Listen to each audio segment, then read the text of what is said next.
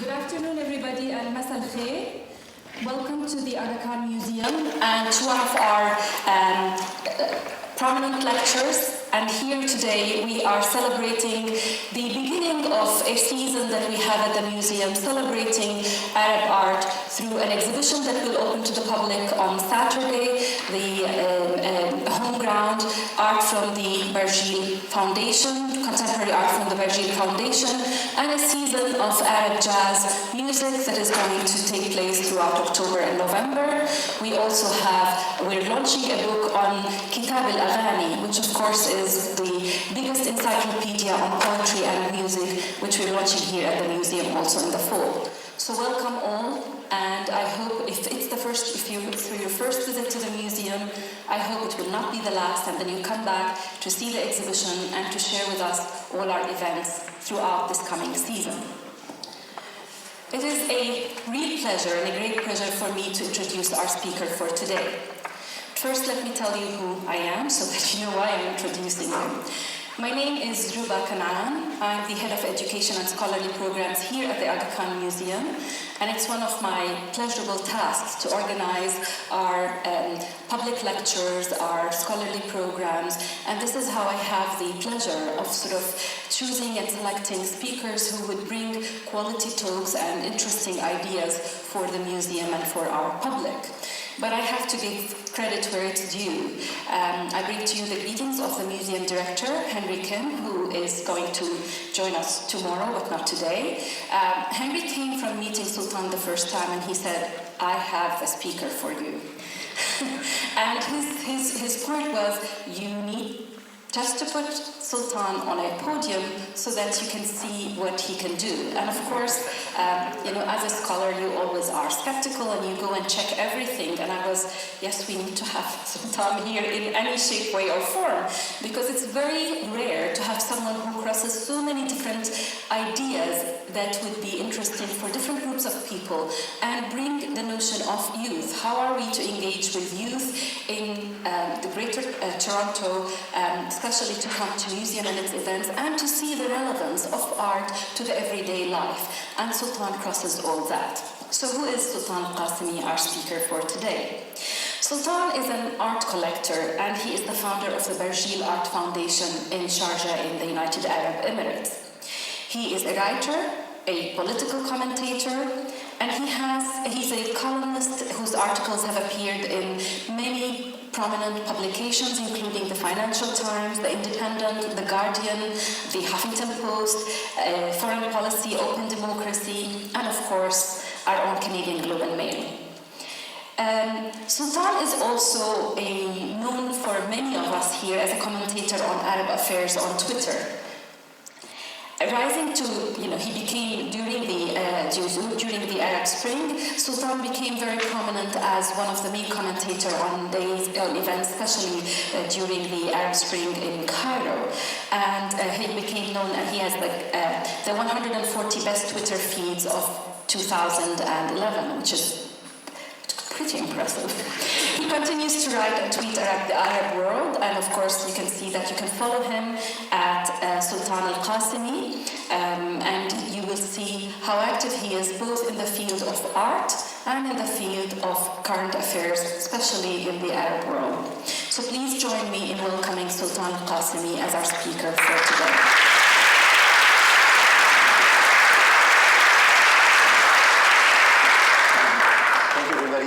Is this working? Yes. Thank you, everybody. I'm honored to be here. First of all, what a great city this is. I've never been to Toronto before. I've been to Ottawa, which I loved. Montreal was also great. And Toronto, fantastic. I'm really proud to be associated with this museum, this wonderful new institution that is so important today to have an institution like the Aga Khan Museum that brings people together, that brings art and communities and young and old. This place is so special. I spent the last 3 days here. I saw children and I saw senior citizens and everything in between. It was such a wonderful sight. I'm so glad you made it, and thank you for turning up for this talk as well. So we're here to talk about youth and digital media in the Middle East. I'll give you a quick rundown about what we do at Barjeel. So as you know, we have our exhibition opening on Saturday to the public, and the exhibition is curated by Suhaila Takish, who is somewhere here. So the exhibition is curated by Suhaila, and it has about 24 works, 12 works from across the Arab world, 12 artists from across the Arab world, and this exhibition lasts until the 3rd of January 2016. So a little bit about us, and yes. So what do we do? This is our space. About 2-3 years ago, we changed it since then. We do in-house exhibitions. This is a list of the in-house exhibitions we've done since 2010, mostly about, we curate around themes. These are regional exhibitions. This is something we did in Kuwait earlier this year, an exhibition we had in Abu Dhabi on modern art. This is our first show internationally, which took place in Singapore. We had about 59,000 visitors in Singapore, so we are counting on you to beat that number here in Toronto. You know, it's Singapore versus Toronto, so make sure we beat it here. So we have our opening in Whitechapel Museum, an exhibition that will last for 15 months. This exhibition opens in September 2015, and it's a chronology of art from the Arab world. Some of the guided tours we do, we had about a dozen publications, in-house and out, student visits, lectures, public talks, panel discussions. We also have, I think we're the only institution that has a loan agreement that you can get from the website. So if anybody wants to borrow an artwork, we facilitate it for institutions around the world. And so far we have loaned to 30 institutions in the Middle East and around the world. So the idea of the collection is to make it very accessible to the public. We also partnered with Google Art Project or Google Cultural Institute. We have about 420 works online. It is the largest resource of Middle Eastern art on the internet. So you can check it out there. So this is coming to our talk today. So let's see here. So as you know, the region in the Middle East obviously has been in flux. The people who have been associated with this change are the youth. We have young artists from across the Middle East, not only starting from the Arab Spring, but even starting from the Green Movement in Iran in 2009. There was the use of social media, use of photography, images that regimes and governments were worried that they would be captured, because as soon as you take a photograph, it really is forever. And we've had reactions, since we're here to talk about digital media, we've had commentary by artists in the Middle East to regional events, and I thought I'd highlight a few of those. So Khalid al-Bey is a Qatar-based Sudanese artist whose work has appeared everywhere across the world. He actually has an exhibition in Dearborn in Michigan, not too far from here. And some of his cartoons are quite controversial. For example, this work called Almost There is about was published in 2012, and the idea is that, as you can see, it's as if there's a shark kind of go around the throne, and they're almost about to topple one of the Middle Eastern long-serving autocrats. This piece called Freedom of the Press by Khalid al-Bey obviously tells you that there's more kind of censorship and erasing than writing and creativity. This is another work that Khalid not only talks about the Middle East, but Khalid obviously is an African artist, so he talks a lot about Africa as well. This piece basically is a critique of a lot of the journalists who fly into Africa and other parts of Asia and other parts of the world, take pictures and then fly out, and does that really help ultimately? So Khalid creates his work on digital form, and then uses the internet to disseminate this media. And I think he surpassed 60,000 likes on Facebook just today. Another artist that I'd like to highlight is Khalid Jarrah. Khalid Jarrah, a Palestinian artist who very political, and he's one of the artists that we have in the exhibition here, which you'll be able to see from Saturday onwards. So Khalid is quite a cheeky artist, where one of the works, the one that we're showing here, is a volleyball created from reconstituted concrete from the security separation barrier. I have another word for it. so the security or separation barrier between and the West Bank, and he turned it into a volleyball, a teddy bear. So it's almost mocking that security wall. But in this case, Khalid decided to create a stamp, again, largely based on digital art form, a stamp for the state of Palestine. And notice how he actually has Arabic and Hebrew side by side in the stamp. It's a really pretty stamp, but believe it or not, it actually is a usable stamp in countries around the world, including in Germany, for instance, where you can use this stamp to send letters. And obviously, Palestine can't issue stamps because it's not really a fully recognized state. This is another work by Khalid Jarrah about Palestine. Again, it's a very kind of almost apolitical, because you look at it and it's very pretty. It's just a flower, it's harmless, but it is really de facto recognition of a Palestinian state, because you can only issue a stamp if you are recognized as an independent state. This is another artist that we have showing here. In fact, we have the entire set. So this is a wonderful story. Larissa Sansour, half Palestinian, half Russian artist. I think she's living in Denmark.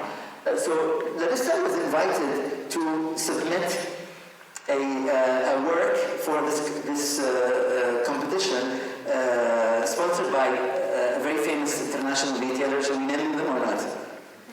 Yes? Well, international retailer, Lacoste. Okay, so Lacoste was the sponsor of this international competition, and the competition was taking place at the Musée d'Élysée in Geneva. And in the competition, when she submitted the work, they said, "Oh, it's too political. We don't want to be associated with politics." And she said, "Well, I'm Palestinian. My entire life revolves around politics. I can't create works that are apolitical." So ultimately, she was chucked out of the competition. It was very controversial because she refused to change the idea of the work. And really, it's not really a harmful work. It's just it's a fantasy about, and it's a critique about the perpetual nature of the peace process. The peace process is going on and on forever, and it seems that it's not getting anywhere. So this is an artist who uses the artistic license to imagine another solution away from the peace process for the idea of Palestinians not having a homeland. So she called the work Nation State, and you can see the work in the exhibition opening on Saturday. But we have a sneak preview for you. So as you notice, she suggested building a skyscraper in somewhere in Palestine or in Israel, and every floor would be given to inhabitants from the city in Palestine. So you have Jerusalem, Bethlehem, all these cities. So here she is in her apartment, watering her olive tree, overlooking the dome of the rock, or Al-Aqsa. Here, I think we're about to watch a 1-minute video of the piece, and the entire video, I think it's 7 minutes, will be shown in the exhibition from Saturday onwards.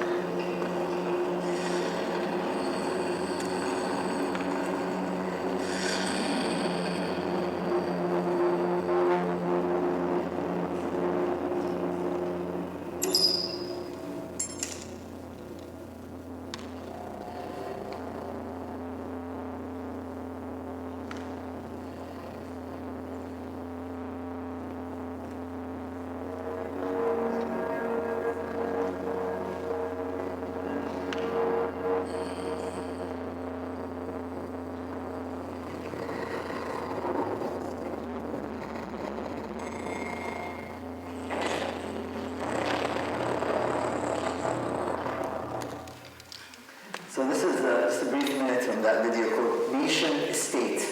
So again, it's a play on words of nation state. This work by Lebanese artist based in Paris, Ali Sherri, is called I Carry My Flame. And it's a very smart work that he actually was inspired obviously by the tragic self-immolation of Azizi in late 2010 in Tunisia. And so obviously that incident was not filmed, but he went on the internet and he found, I think really shockingly, so many other videos of people kind of setting themselves alight. He chose one of the videos and he wanted to capture forever this moment. And so he goes and he creates this work on, it's a serigraphy, isn't it? It's a sort of printing on silk. And the idea of the work, the idea of printing on silk is that you can only really print on silk if you burn the top layer. So the idea is that it's as if you're burning the skin of the person as well. So he's used kind of digital media, he's used YouTube, he's used an old style of printing on silk to create this commentary on the Arab Spring. This is another work by Ali Sherri, an archaeological photograph of a number of cities across the Middle East, including Erbil, I think he's done Beirut. This one is of Algiers. This series is called Trembling Landscape. And the idea of this series is that there's always tension simmering underground. These cities have seen a lot of conflict, and this conflict might erupt just like an earthquake at any minute. It is unpredictable, just like an earthquake. This is a piece by Sultan Hijazi. In fact, we debated whether to show you some of the more adult-themed work, but because this is the kind of a family institution, we decided not to. But do take a look at Sultan Hijazi's work. This is an untitled piece from 2012. Again, she's talking about the perpetual nature of war in her native Syria. She's just moved to Berlin. She creates this work, obviously, again on digital, by digital means. It's as if everybody's fighting everybody in Syria, and it's endless, and it's a Ferris wheel, and the idea of the Ferris wheel is that your enemy changes, so you might be shooting at this person, and then as the wheel changes, you're shooting someone else, and then someone else shooting at you, and it goes on and on forever. This is another work by her. It's mildly offensive to some people maybe, but the piece, hopefully not, but the piece is called The Long-Haired Princess, and it's a commentary on the story of Rapunzel, is that right? Which is basically the story of the girl who uses her hair, or to allow the Prince Charming to come and climb the tower. But the idea is that some very, very few kind of clerics are giving legitimacy and the means for some of the extremists to rise to the top of the tower. So it's a very powerful piece by Sultan Hijazi. Once again, there's a lot of other work, but we thought we shouldn't show it in this setting. This is a very interesting work. It's industrial lacquer paint on rubber stamps. I've never seen any artist create a work like this. Abdel Nasser Ghanem is in his early 40s from Saudi Arabia. In fact, he's a lieutenant colonel. So he actually served in the last war with Yemen in 2009, 10. He's served in more than one war. But he really is an artist inside, so he was happy to end his military career and become an artist full time. This piece is called No More Tears, and it is a piece in which he uses the Johnson & Johnson stickers, No More Tears, and he attaches them to conflict zones in the Middle East or in the Arab world. So as you can see here, this is a 2009 edition. I'm going to show you what happens with the edition 5 years later. But this is 2009 edition. Notice what were the conflict zones there. You had South Sudan, which was trying to, there was some kind of conflict. Ultimately, they got their independence. Somalia, obviously, for a number of decades now. Palestine, Iraq. And, it was really a sad state of affairs. But if you fast forward 5 years, this is what happens. So he's used the same style, industrial lacquer paint on rubber stamps, but this is No More Tears 2014 edition.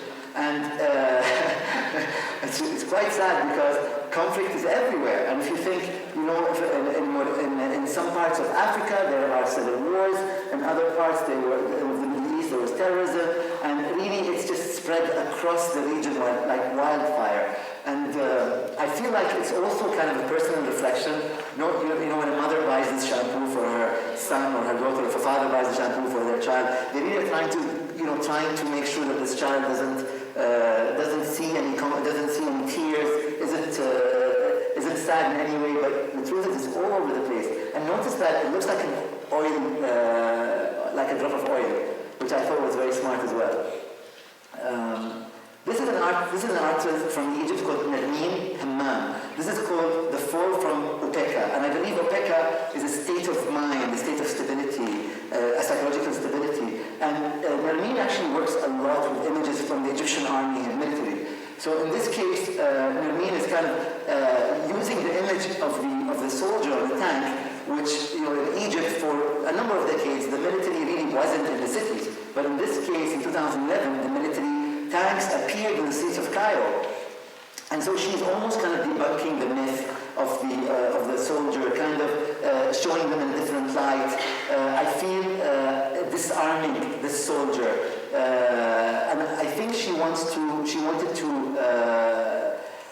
almost try and break this image that people have of soldiers of being kind of very brutal, but ultimately they really are human beings. As a 2012 piece.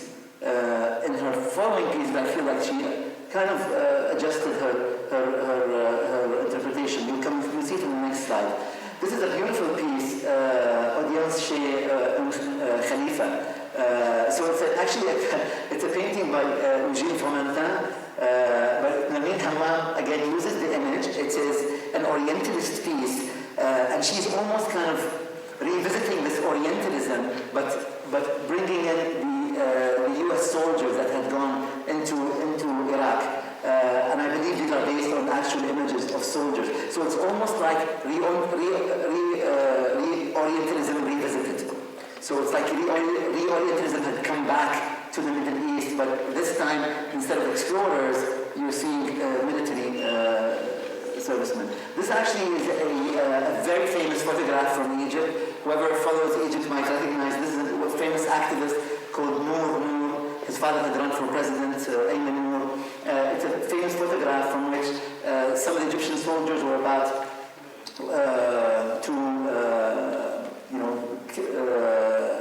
perhaps they were approaching this young protester, and Nermeen uses this image in this with the background of this famous painting from East Asia. She's very much interested in East Asian culture, the Chinese and the Japanese cultures. So this is a piece by Nadim Kufi. Nadim Kufi is an Iraqi artist who had left Iraq in the mid-2000s and immigrated to the West. Nadim revisits Iraq, but when he goes back a few years later, he opens, he goes through their family images, the catalog, the original documentation, digital means, and uses modern technology, 21st century technology, to retouch some of the pictures.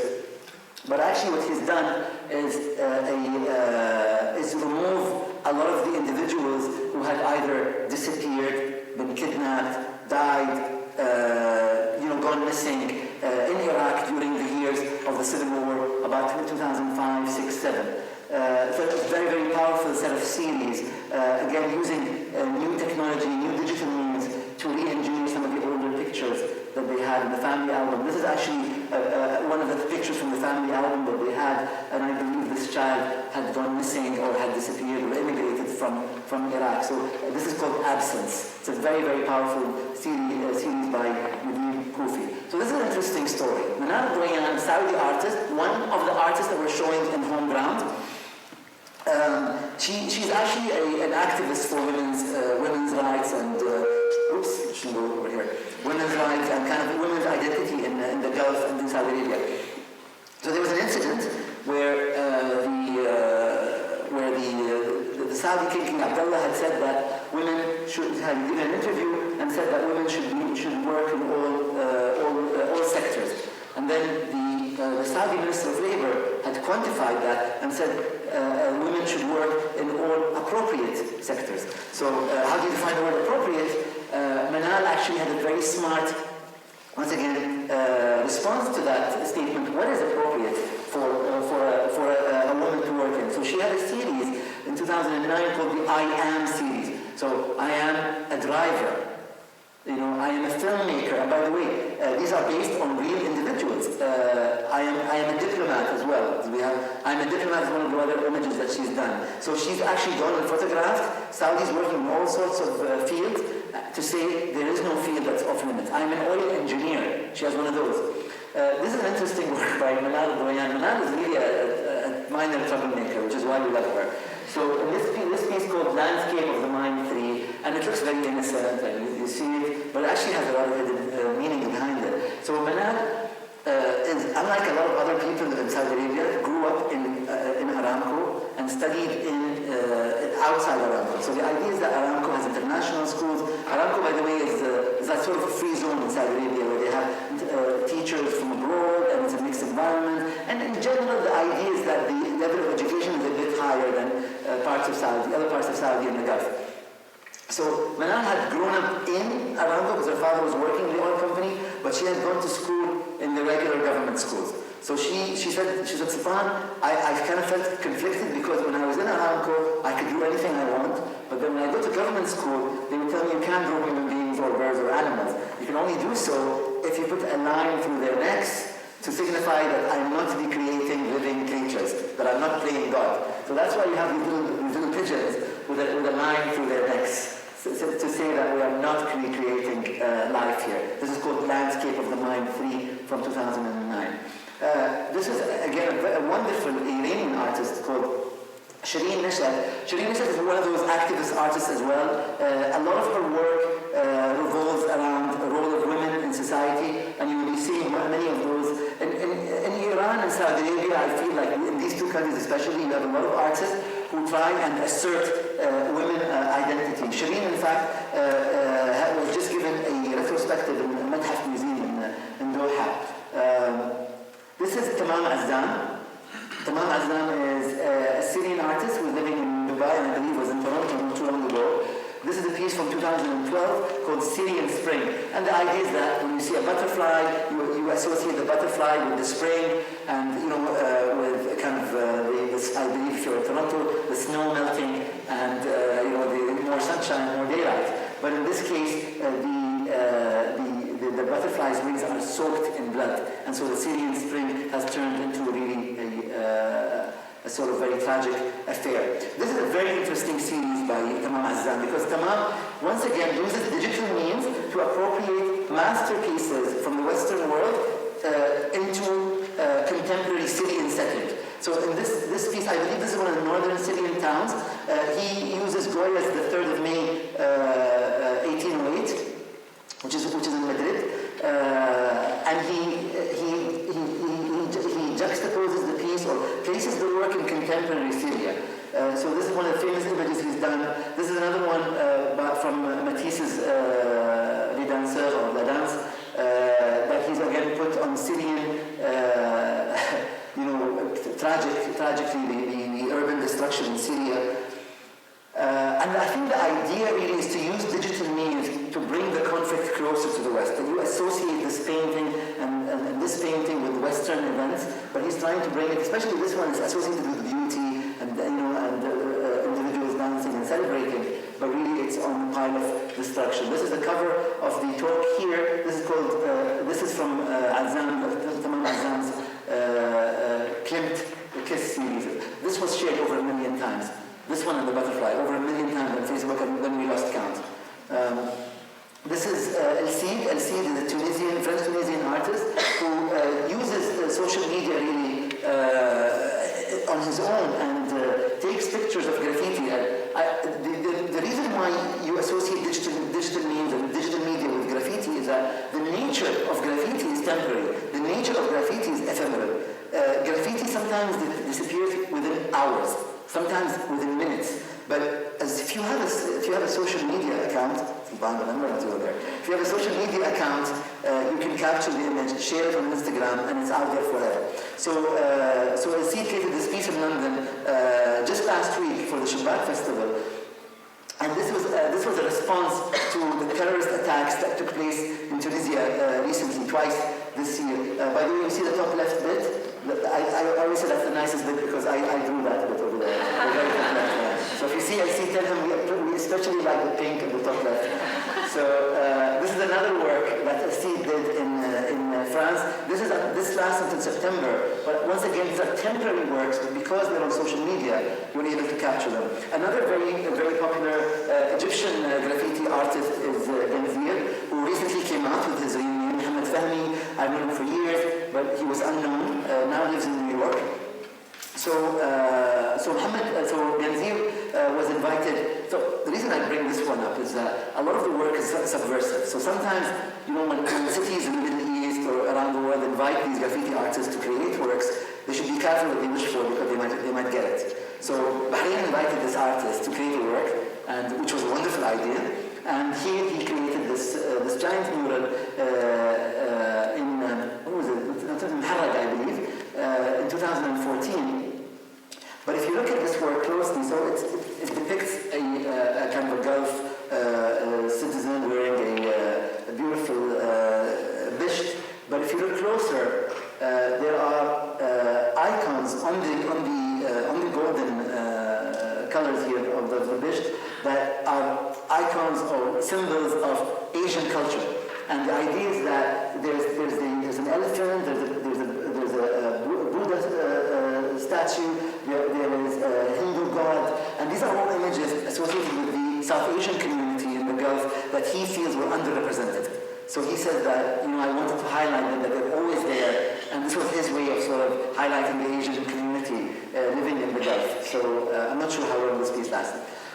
This is another piece by another Egyptian artist who is a friend of mine but remains anonymous, called Zift. That's actually his name. So Zift really is one of the greatest artists, I believe, young artists.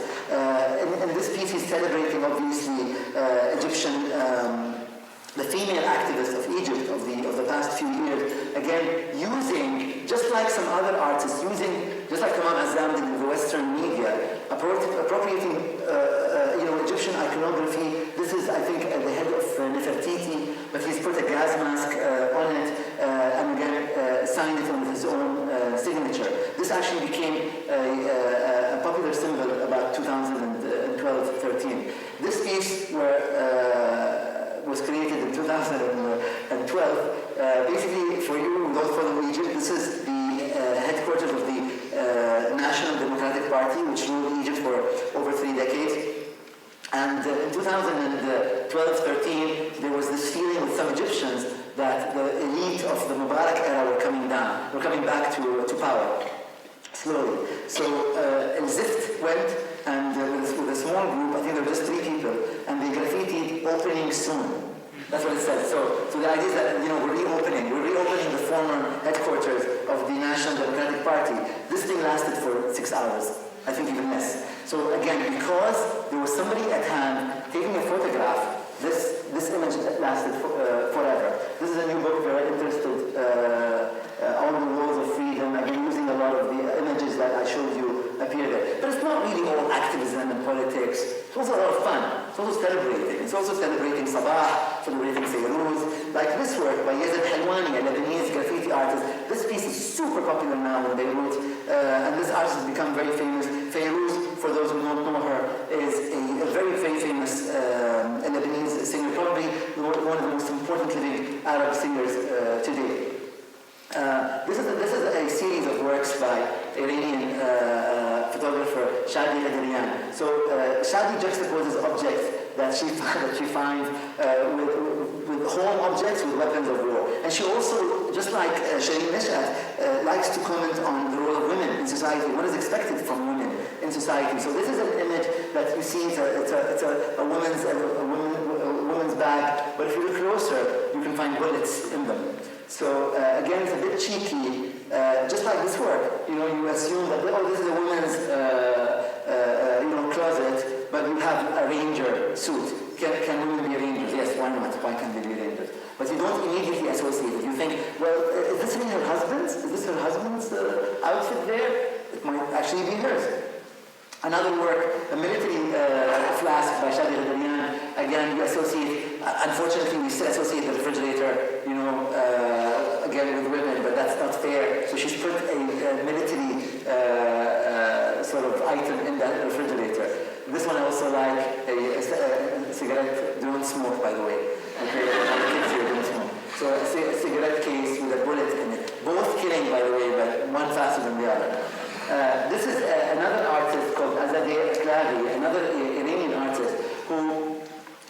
she does because she revisits about these historical events in Iranian history and recreates the scenes. And she's actually one of the characters. Often in some of the photographs, she might be that lady over there on the left. She puts herself in the image. So this is one of the images of Tehran University students who were murdered by police in 1953. So because she felt she wanted to pay homage to that very famous scene, so she recreated this work.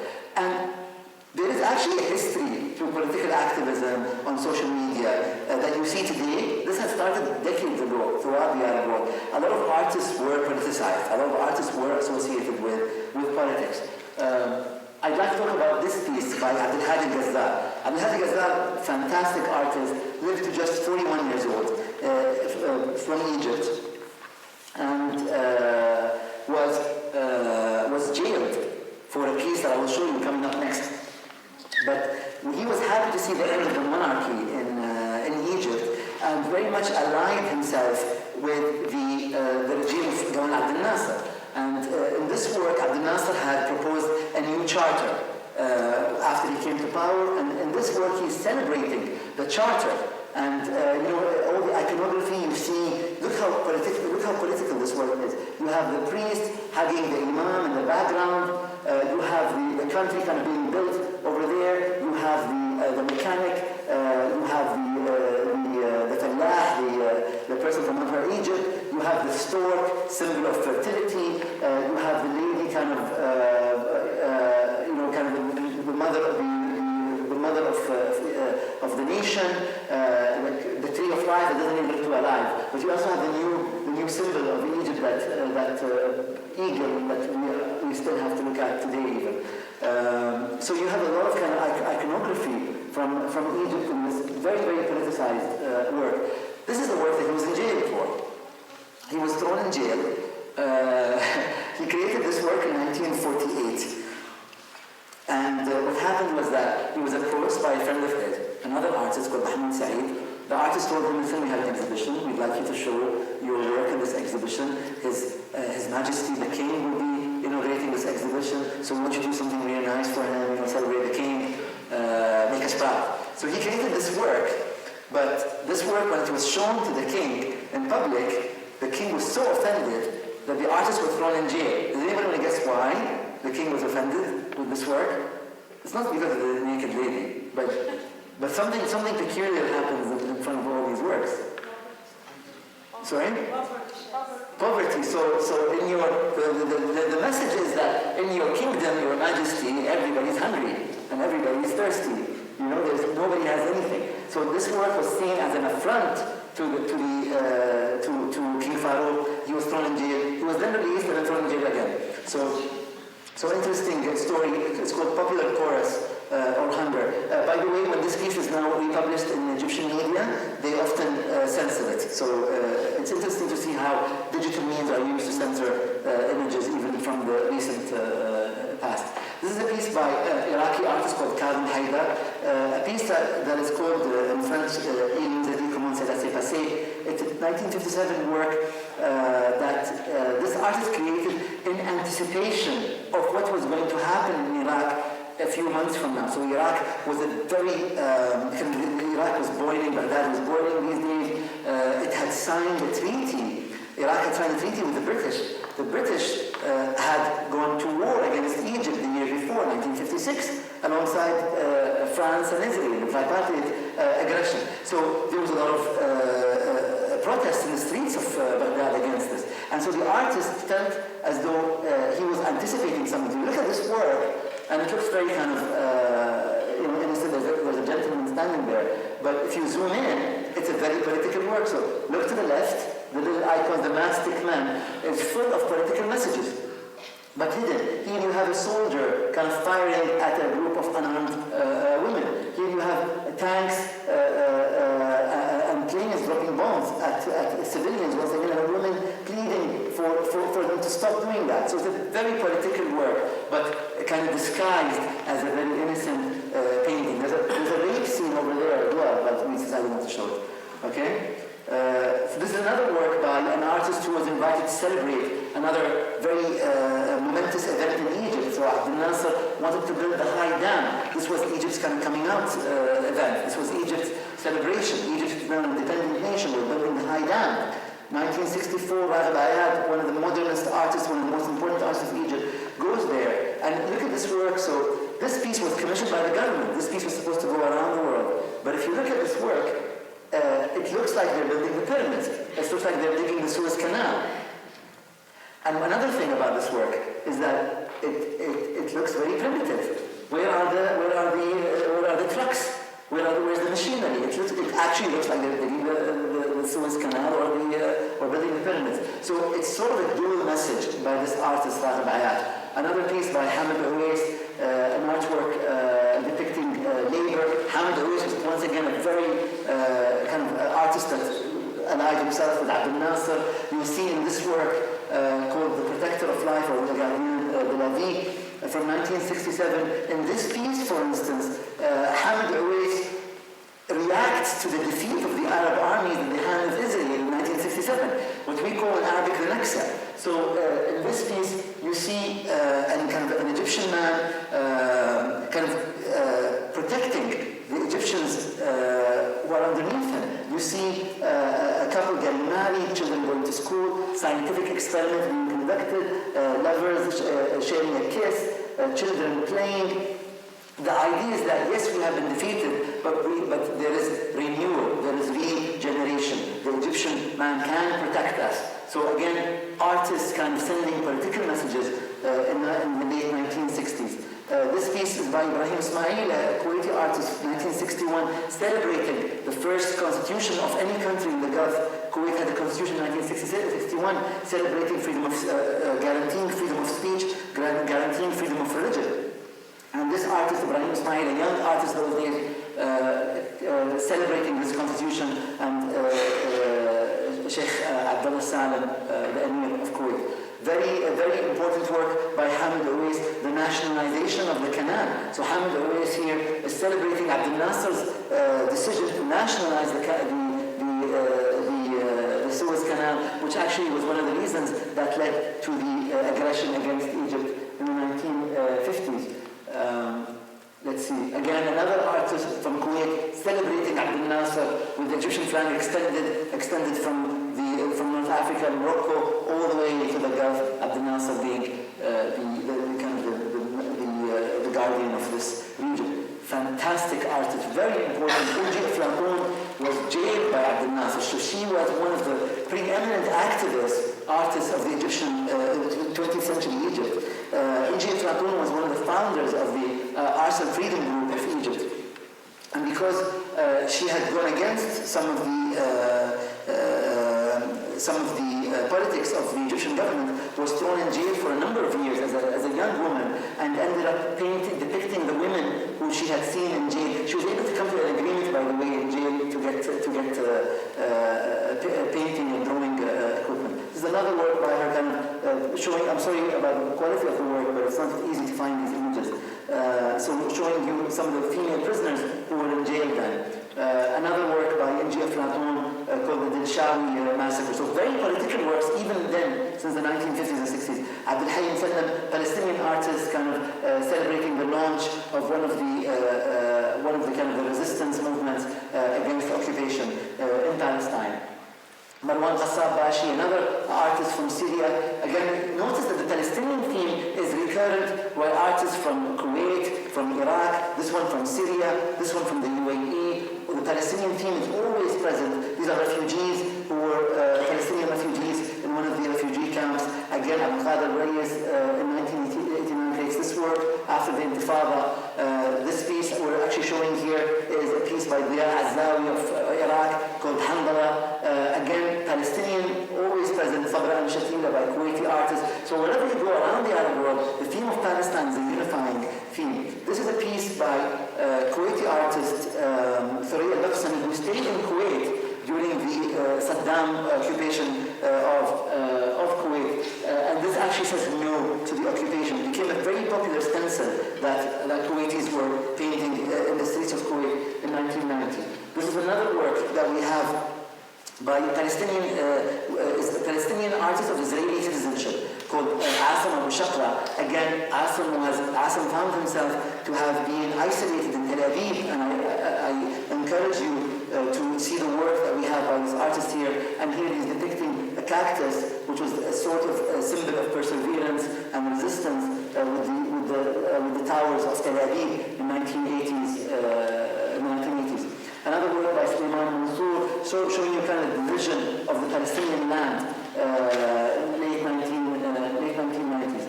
I just wanted to highlight some of the history that we've seen across the Middle East, especially in the Arab world, of artists using media, using art as a form of activism, and some artists again appropriating these older images using digital means so that they revive the message, they revive the hope, they revive the aspirations, and kind of put them online where they hope that they live forever. So that's the end of this presentation, and I think we're opening up to questions. Is that right, Ruba? Yes, it is.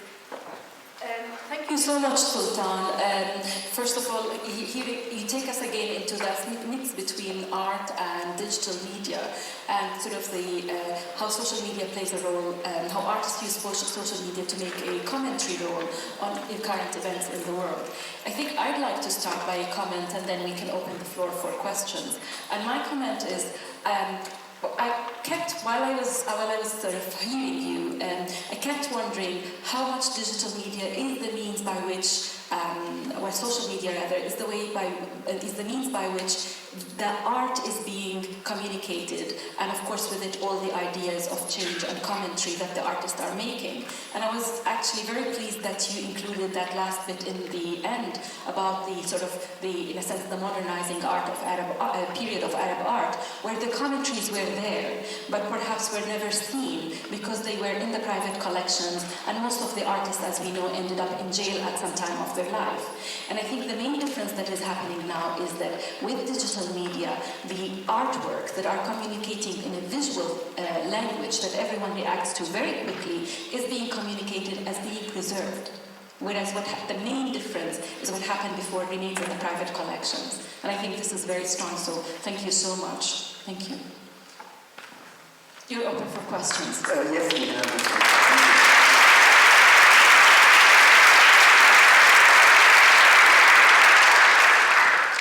So if you want to have a question, please raise your hand and we're going to pass the mic to you.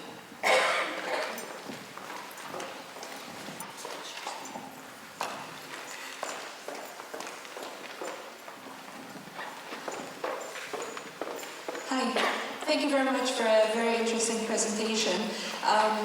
Speaking of the Middle Eastern theme, perhaps a bit outside the Arab world realm, as you know, there has been significant changes with the recent Iranian deal.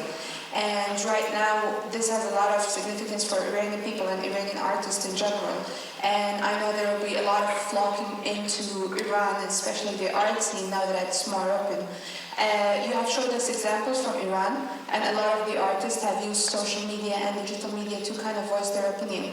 But how do you see the recent changes as a contributing factor to the growing art scene in Iran? So I had the pleasure of visiting Tehran twice, and I don't know if you know this, it's one of those almost open secrets, but Tehran has the most important collection of Western art in the world outside Europe and North America, in the world. So they have several hundred works, and I've seen many of them, including some of the most important Jackson Pollocks, Diego Rivera, Picasso, Giacometti, Henry Moore, just goes on the list. And so after the 1979 Islamic Revolution, these works were mostly kept in the storage, although they were shown at two major exhibitions which I flew in for. And this really shows you that even though the Iranian government wasn't kind of open to showing these Western masterpieces, but they really did look after them. These works were preserved, and I think it reflects very positively on the Iranian people. And when I went there, this was towards the end of the exhibition, and there were queues extending, just way outside the museum for people to stand and visit these collections. And we also had the chance to visit the Tehran gallery. So I didn't go to Tehran to see Western art, but it was part of the visit. But I went to Tehran to see Iranian art, and some of the brightest young artists from the Middle East are from Tehran. And I think they've already benefited a lot, even before the lifting of the embargo. They've been very popular, they've been shown in galleries and exhibitions around the world. I only showed you some of the digital works because that was the idea of the talk, but you have a lot of important Iranian artists like Munir Farmanyan, who just showed in the Guggenheim, and many other than the Khairizadeh brothers, who are showing all over the world. I think they have a show in Germany, if I'm not mistaken now. So Iranian artists are really at the forefront, and they are way ahead of the government. And some of the best artists, once again, are from Iran. I don't see anything standing in their way once this kind of change happens, if it does happen. Thank you. Just to actually build up on this question, I recently spent a few days in Tehran, and as I was concurrently studying for my art course, I was not able to access half of the links because they were quite simply jammed. So given that the focus of the work that you do, and commendably so, on art that's accessible digitally, how accessible do you think it is to young people in the Middle East? Unfortunately, many of the collectors in the museums don't put their works online. So let's give you an example. The Tehran Museum has an okay collection, has an okay online website, but it was probably created in 2006. So Tehran Museum of Contemporary Art. So the website was launched in 2006 and hasn't been updated since. So even though you can find some information, it is by no means reflective of the collection. The Egyptian National Collection, the Egyptian Museum, for instance, has 12,000 works, of which I think about 30 or 40 are online, and nothing bigger than a JPEG. It's this big, tiny, tiny JPEG. And even that, I mean, I'm very happy for that. But it's really, the Egyptian government and museums need to do much more to allow researchers access to these works. And let me tell you something.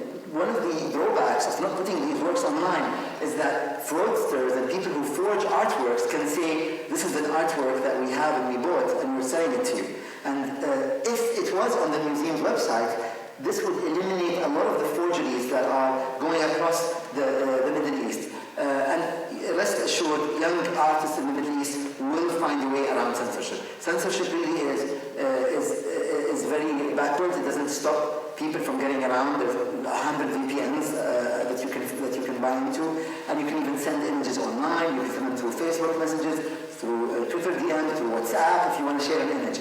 So it really is futile for these governments to censor the internet. There's a question over here in the front. Thank you, Sultan. I'm wondering if there's anywhere online where we can access a list of the artists that you have depicted in your talk and also their origin, like their country of origin. I'm happy to make this presentation available through the museum, so if you contact Ruba, I'm sending some people towards you. So if you contact Ruba, I'm happy to share this presentation with you. This is for the public, it's not a secret. So you can have it, and I believe all the artists had their country of origin, although artists don't like to be identified with country specifically, but their country of origin is on the slide. And any more information, we're happy to provide you with. Thank you. There's a question over there and one over there. There's a gentleman wearing a green t-shirt.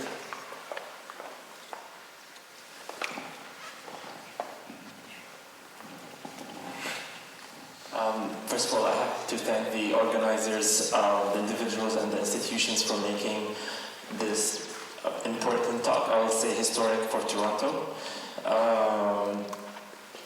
Often there's a lot of institutional support for more like ancient history art. So I hope that people appreciate the effort of bringing contemporary works of art from the Arab world, in particular stuff that is political. So my question to the wonderful speaker today is, part of building the art institutions in the Arab world is you're opening up the opportunity for diasporic individuals and artists to come and present their works in the Arab world, which is wonderful. And part of what diasporic artists deal with is positionality and the way we position ourselves outside of the Arab world. So one of the big divides, when I assume you've dealt with this, is the question of, do you present yourself as an Arab artist outside of the Arab world, or do you present yourself as more of a universal artist? So it really becomes a question of who curates you and to where. So what you're doing will hopefully impact discourse eventually beyond the Arab world. And my question to you is, how do you handle this question of positionality between Arab artists versus universal art? So even within the Arab world, it really is difficult to say this is an Arab artist, because a lot of Arabs are actually ethnically Kurds, ethnically Persian, ethnically African, ethnically Baloch, ethnically Turkmen, ethnically, I don't know if Jewish is an ethnicity, but they might be Jewish, they might be from a number of ethnicities. So it is difficult to say that this is an Arab artist. But the idea that positionality kind of helps with sort of identifying a region. And let's say even the word Middle East really sometimes doesn't make sense, because some countries are closer to Africa, some countries are closer to Europe, some countries are closer to South Asia. So I'm from the Gulf, and a lot of Gulf people identify more with Iran and with South Asia than we do with, let's say, Morocco and Algeria and Tunisia. We're also, we're kind of all one. I don't differentiate between the others. But we identify mostly with South Asia and Iran than we do with, let's say, even Libya, even with Sudan. A lot of artists from Egypt identify maybe with Mediterranean countries, with African countries, more than they do with Oman, for example. So positionality is very tricky. As you said, the curator has some kind of license to do that. And also, a lot of artists don't want to be known as a French artist, or as a Tunisian artist, or as an Egyptian artist. They are global artists. We are artists. We are artists full stop. We are not artists from a specific country. So it's very tricky for us to start saying, well, this is an artist from Iran, and this is what Iranian artists do. It's very tricky to do that. But ultimately, you have to specialize. You can't say, well, this is a collection, or this is an exhibition about artists from all over the world, because it might not attract the audience that you want to attract. You want to tell a story from the Middle East, you want to tell a story from Africa, you look at artists who are African. I hope that answers your question in one way or the other. There was another question by a gentleman over there. Yes, sir. Ruba, how many questions are we taking? Maybe another one? Okay. Well, thank you, Sultan. Tweet. Our revolution is not complete. Well, I'm Said Henry from Media in Toronto. We are connected throughout Twitter. My simple question, please share with us a story. How did you recap a personal bridge the freedom from the government to block your freedom of expression? I'm sorry, I didn't understand the question. Yeah, share with us a story. How did you cope or bridge the fear from the Arabic government to bridge, not to block your freedom of expression? How did I... okay, fine. I think I understood the question, maybe. So, Anyhow, the government has called you to stop tweeting or sharing. Well, yes. What happens next? You sort of, pretend you're doing that and then you're really not doing it. So, I don't know, sometimes, I'll tell you something. My philosophy is 2 steps forward, 1 step back is still a step forward. So sometimes you really have to kind of maneuver. This is the Middle East. You have 100 things going on, so you shouldn't act like a bulldozer, kind of going forward always. Sometimes you have to go sideways, sometimes you have to stay in your place, and you take a step back, another step back, until it's clear, and then you go forward again. So you have to maneuver yourself.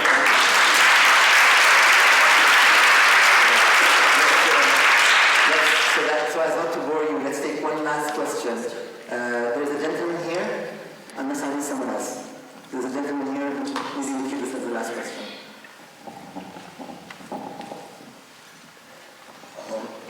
Thank you for the wonderful talk. I'll bring back the positionality question. I read an article for you about the shifting soft power from the traditional centers to the new centers now in Doha, Dubai, and Riyadh. And I noticed as well throughout your talk that the old collection were mostly Egypt and Iraq, The contemporary ones were more spread out. So you got ones from Tunisia, Iran, Iraq, Egypt, Lebanon, Syria, all over the place. So how do you...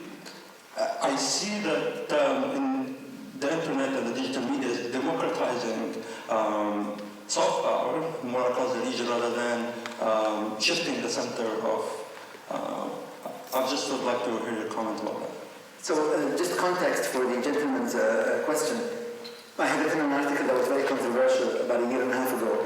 And the article basically argued that the center of the Arab world is shifting east. I don't know how you define center, but kind of the center of gravity, the center of commerce, artistic center, diplomatic center for sure, was shifting away from traditional capitals or the old capitals or the capitals associated with the Arab world, which are the great cities of Cairo and Beirut and Damascus and Baghdad, cities that I love, but cities that have witnessed conflict. And that because of this conflict, not much artistic development and business and diplomacy was taking place in these cities, and that you have activist cities in the Gulf kind of stepping to the forefront, whether it's Dubai or Doha or Abu Dhabi or elsewhere. So this was the pretext to that question.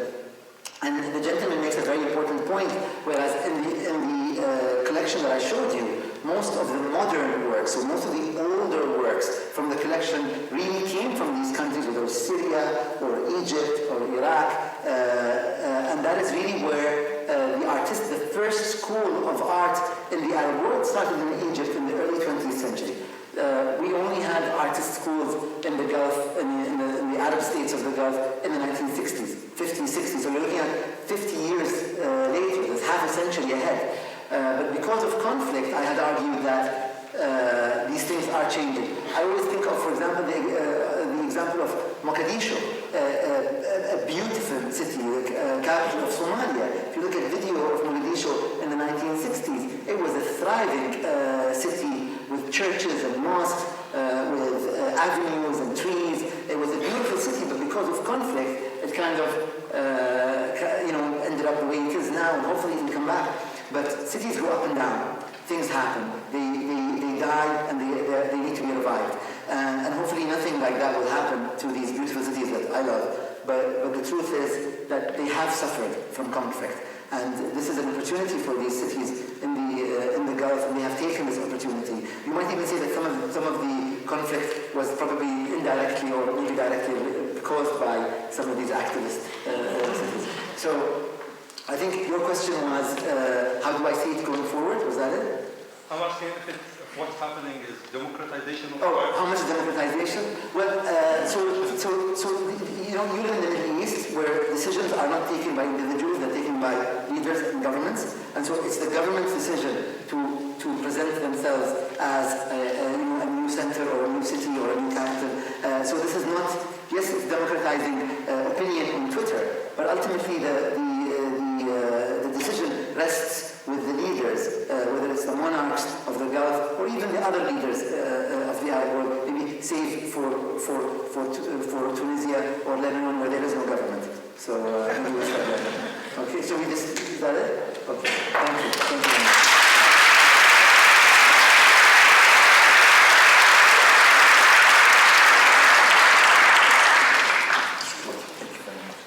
Thank you so much for being with us here, and please take this as an invitation to come and see the exhibition.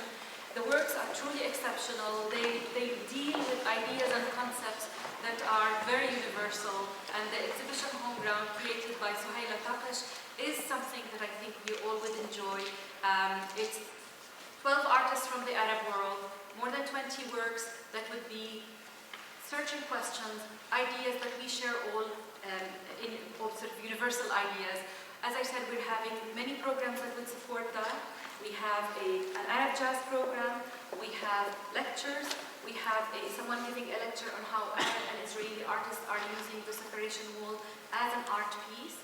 And we also have a book launch related to that, and we have an artist panel that invites artists from Canada who are not Arab, but who share the same ideas and are discussing the same concepts that are part of the exhibition. And thank you, Sultan, for bringing the collection here and sharing it with us. Thank you all.